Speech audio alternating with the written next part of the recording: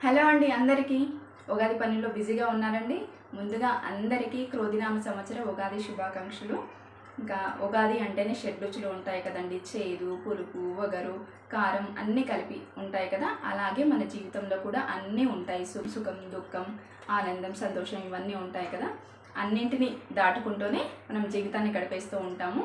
And ఇంకా మర్చిపోయిన వంటలు ఏం చేశారండి. నేనైతే మామూలుగా ఉగాది రోజు ఏం చేశానో చూద్దాం రండి. మా చెట్టుకు కాచిన మామిడికాయలతో మామిడికాయ పులిహోర చేశాను. ఇంకా అలాగే ఉగాది అంటే పచ్చడి కదండి. పచ్చడి, గోధుమ పిండితో భక్షాలు చేశానండి. కొందరు భక్షాలు అంటారు, కొందరు పోలెలు అంటారు, పూర్ణ పోలెలు అని కూడా అంటారు. మా ఉగాది పండుగ సింపుల్గా ఇలా సెలబ్రేట్ చేసుకుంటున్నామండి. మీరు ఎలా సెలబ్రేట్ చేసుకుంటున్నారు అనేది కామెంట్లో షేర్ చేయండి. మీకు ఈ మినీ వ్లాగ్ నచ్చితే లైక్ చేయండి. మీకు ఎలా అనిపించింది